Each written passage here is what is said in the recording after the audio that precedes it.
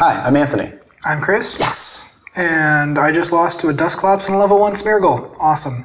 Today we're going to talk about VGC battles. How did you do that? VGC stands for Video Game Championships, which are the official Pokemon tournaments Nintendo hosts every year. The battles feature a special set of rules that change the strategy of the game entirely. Most significantly, VGC battles are double battles. Each player has 2 Pokemon on the field at a time. While planning for that, your team also has to abide by some restrictions. You can't have 2 of the same Pokemon or 2 of the same item, and some Pokemon items and even some moves are banned altogether. And of course, every part of your team has to be obtained through the game legally, i.e. no hacked anything. Cheaters get disqualified, then burned. The double battle format comes with a lot of significant differences compared to the age-old single battles that most of us are used to. If you played any Wi-Fi battles in Gen 5, you probably noticed by now that both players get to preview the opposing team before the match. Same deal applies to the VGCs. And while you can have up to 6 Pokemon on your team, only 4 can be chosen for each particular battle. The Pokemon you pick are unknown to your opponent and vice versa, but that just means you have to be ready for anything. Certain moves behave a little differently in double battles as well, allowing you to hit multiple Pokemon on the field at once. Some moves like Icy Wind and Muddy Water hit both opponents, while others like Earthquake and Discharge will also do damage to your ally. When there are multiple Pokemon on the field, as is the case with double battles, some moves and abilities can actually redirect your opponent's attack. For example, Follow Me, which does nothing in single battles, redirects all single target moves to the user in double battles. Abilities like Storm Drain and Lightning Rod redirect all single target moves of a particular type and then nullifies them. Just don't confuse those abilities with abilities like Volt Absorb, which nullify moves of a particular type but cannot draw the attack away from an ally. If you've played any Pokemon game ever, chances are good you've gotten into the habit of switching your Pokemon mid-battle to exploit an obvious weakness or two. So naturally you'd think that would be the case here, right? Well, not so fast. With fewer Pokemon, more attacks happening per turn, and the presence of spread moves, double battles tend to be very quick and very offensive. And with multiple targets on the field, not only is it harder to predict what your opponent is going to do, but a false prediction could cause your swapped Pokemon to get immediately knocked out by a 1-2 punch from the rival team.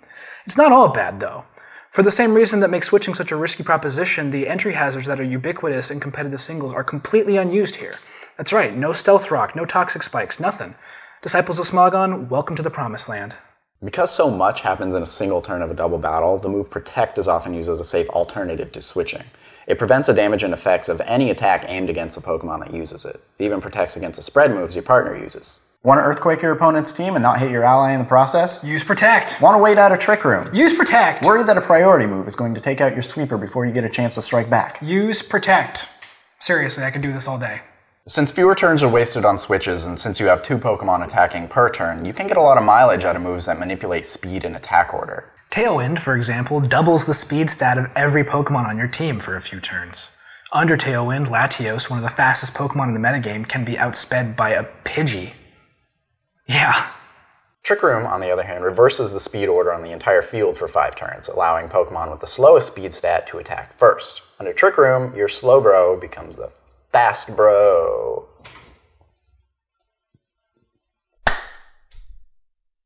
If you want speed management with a bit of a kick, Icy Wind is the move for you. It damages and slows the opposing team, making it a great offensive alternative for a support Pokemon. For example, a Cresselia with the right stats can even outspeed the almighty Garchomp after 1 Icy Wind, and shave off a significant amount of its health at the same time. But you also can't forget about priority moves, which are designed to always strike first, no matter how fast or slow you are. Moves like Mach Punch and Ice Shard allow you to outspeed an otherwise faster opponent. And not even Trick Room affects these moves. You will still attack first. Now let's put all that information together and think about team composition. Balancing strengths and weaknesses is always crucial for victory, but it's especially important in double battles. If your 2 leading Pokemon share an ice weakness, for instance, an opposing Blizzard could take them both out in a single shot if you're not careful. So yeah, it's important to have good type synergy across the board and to limit shared weaknesses as much as possible, blah blah blah, you probably knew that already. But for doubles, you want Pokemon that can play well together. You want pairings that can minimize the damage you take, that can provide more strategic options for you and fewer options for your opponent. Here's an example. Try pairing an electric type with a flying type or a levitator. This guarantees that your opponent's Earthquake will hit at most 1 of your Pokemon. None if you predict correctly, because you could also use that flying type as a switch-in. Get the electric type out of harm's way and avoid the incoming attack altogether. It's this kind of calculated type synergy that allows switching Pokemon to be a viable defensive option again in doubles. Type combos and abilities that create resistances or immunities have a lot of offensive potential as well. Let's suppose you want your Garchomp to just spam Earthquake for days. Pair it with a Levitator or a Flying type that knows a Discharge, and now you can use 2 powerful spread moves in one turn that hit both of your opponents without so much as scratching your ally. Aside from just using moves and types that pair well with one another, there are also field conditions that, when in effect, passively benefit your whole team. Popular VGC strategies often involve designing an entire team around one of these passive effects. Weather is one of the most used. That's because of how many different advantages it provides and how many different types of strategies can be used to exploit it. The detailed effects of weather are a little bit too numerous for us to get into right now, but we will leave a helpful link for you down below. Some abilities are significantly more powerful in doubles as well.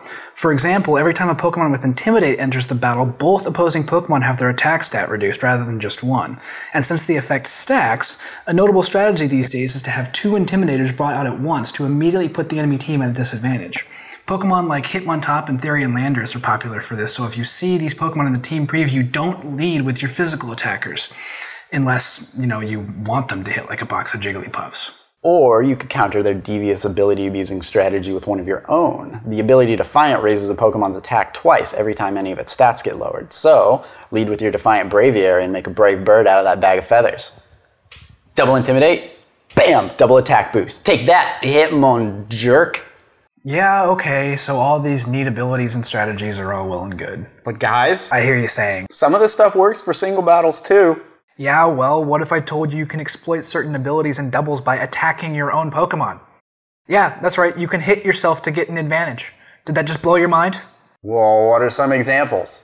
We have several. Example 1, the Anger Point ability raises your Pokemon's attack stat to its maximum level after it takes a critical hit. So why not have your ally hit you with a move like Frost Breath that's guaranteed to crit? Flash Fire is similar. Pokemon with this ability are immune to fire-type attacks, and if they get hit with one, get a beefy boost to their own fire moves.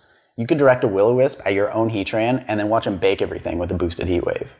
A strategy we've seen a lot lately is to use the move Beat Up on a Pokemon with the Justified ability, which raises that Pokemon's attack every time it's hit with a Dark-type move. Beat Up hits once for every active Pokemon on your team, so in one move, Whimsicott can triple Terrakian's attack stat, and because Terrakian is Dark resistant, the damage it takes is almost irrelevant.